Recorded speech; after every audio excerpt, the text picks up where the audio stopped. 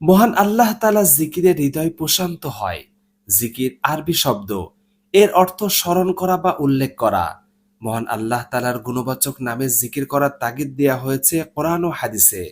পবিত্র কোরআনে মহান আল্লাহ তাআলা বলেন, আল্লাহ তাআলার রয়েছে সুন্দর সুন্দর নাম, অতএব তোমরা তাকে সেই সব নামেই ডাকবে।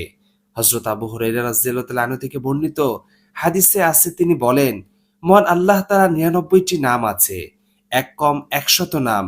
যে ব্যক্তি এই নামগুলোর হেফাজত করবে সে জান্নাতে প্রবেশ করবে। আল্লাহ তাআলা বিজোড়, তিনি বিজোড় পছন্দ করেন। আল্লাহ তাআলা 99টি নামের মধ্যে একটি নাম হলো ইয়াদাল জালালি ওয়াল ইকরাম।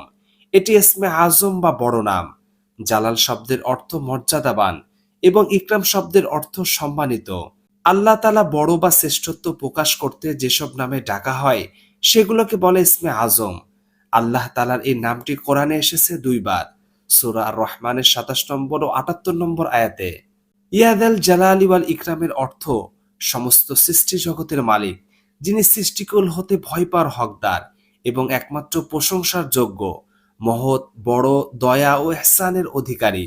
নবীজি সাল্লাল্লাহু আলাইহি সাল্লাম এক হাদিসে বলেছেন, তোমরা সবসময় ইয়াদাল জালালি ওয়াল ইকরাম পড়াকে অপরিহার্য করে নাও, অর্থাৎ সবসময় এই নাম পড়ার প্রতি নির্দেশ দেওয়া হয়েছে।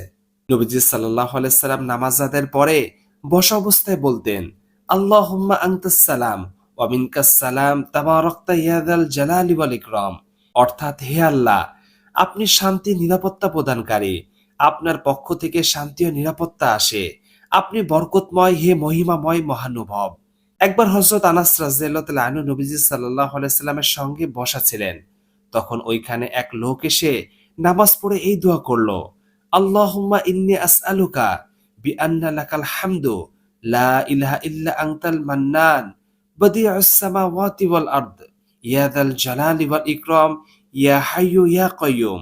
রাসূলুল্লাহ সাল্লাল্লাহু আলাইহি সাল্লাম বললেন, তুমি আল্লাহ তাআলার দরবারে ইসমে আজমের মাধ্যমে দোয়া করেছো, যে নামে ডাকলে মহান আল্লাহ তাআলা সাড়া দেন এবং কিছু চাইলে তা দান করেন।